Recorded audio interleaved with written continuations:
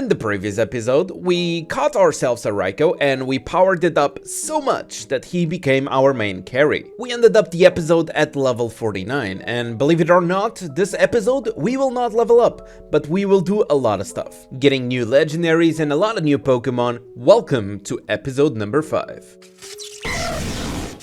Starting on day 6, this day was like way more chill than the others. The main reason was because I was level 49 and I knew that today I could not get enough experience to level up. So I basically just spent the day powering up my Pokemon. And the reason why I was powering up other Pokemon, it's not because exactly I needed to power them up because, well, with just Raikou and Suicune right now, I could just clear the game. The reason is I wanted to see how much power could I get before the new server dash event was over. Basically, in the first 7 days of the server, there's a ranking and the top 50 people with the most power and the most Pokemon in the Pokedex will get rewarded. And the top 20 players will also get a free legendary Pokemon together with their rewards. But since I could not level up my character today, I decided to chill. I just did some preparations for the next day and I got as much EXP as I could get by completing all the daily missions, etc. Starting off day 7, and today, it's the grind day. First of all, by taking a look at the rankings, I see that something is bugged. I have 105k power while my actual power is at around 95k. So I was thinking like, you know what if I try, instead of going for the power one, which seems harder at this point, what if I just go for the Pokedex? You can see that I only have 125 Pokemon caught, and the rank 50 has 226. So that's gonna be quite the journey. So I started on the safari just to catch some fresh new Pokemon.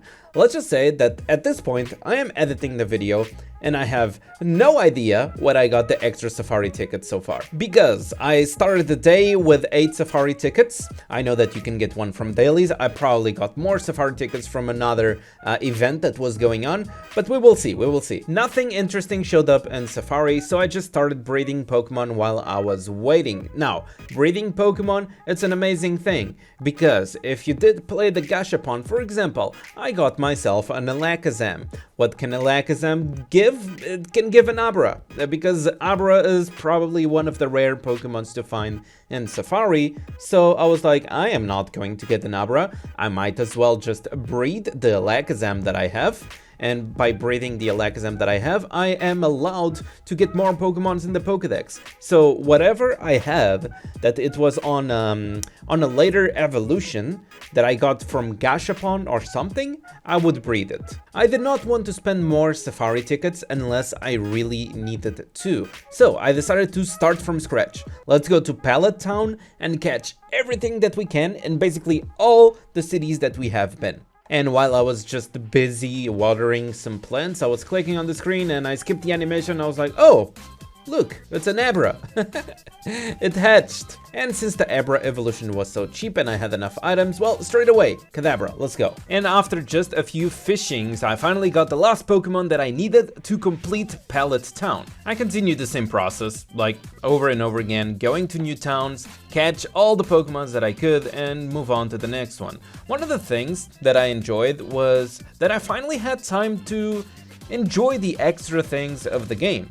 This being a gacha game, one of the things that you really do on the first days is that you grind. You grind a lot. You want to just play until you have no other options available so that you can just continue staying at the top. And I started enjoying other things. So for example, a Vietnamese viewer of mine left a comment saying that some NPCs actually give you items. So you can basically just talk with every NPC in the game and some of them will actually give you stuff. And yeah, I started planting berries, which I never needed before, but right now I was like, why not planting berries? They are helpful. Some of the berries are helpful. Oh, and since we are talking about NPCs, let me give you a quick tip.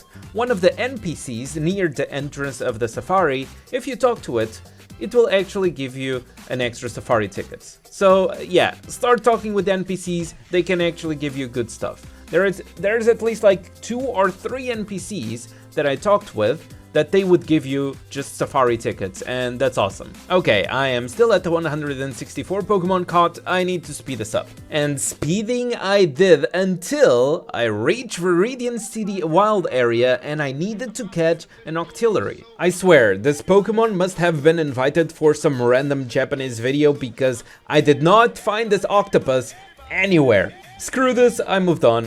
Let's go to the caves and catch some Pokemon over there. Took me a while to find a Wishcash, and when I found it, he confused itself, and I was like, you know what? Screw it. No. I'll just use an Ultra Ball. Please? Stay in the freaking ball.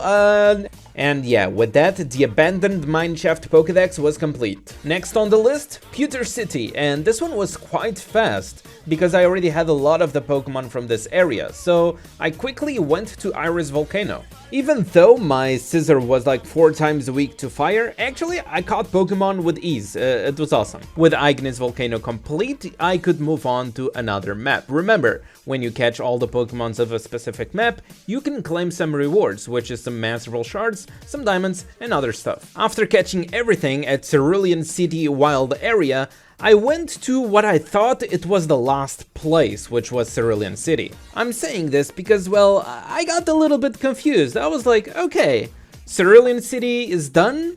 That was the last part, right? And I go and even check around the map to see if there's anything that I'm missing. And I'm like, well, no, I don't think I am. But then I check the ranking and I'm like, wait, I'm only ranked 63. I caught like every single Pokemon. And I'm only ranked 63.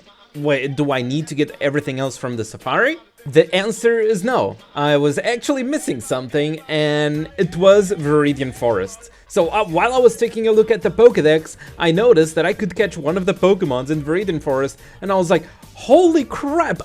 I totally forgot this existed. And the good thing is, there's actually a ton, but I'm actually saying a ton of Pokemon over here to catch. It's not that you can catch a lot of different Pokemon, it's more that you can catch the same Pokemon with a lot of different forms, and every single form counts as a Pokedex entry. I was not even halfway, and I was already top 50, which made me even more kind of hyped, like, well, since I'm here, why not catch all the freaking Vivillons and I'll get a higher rank?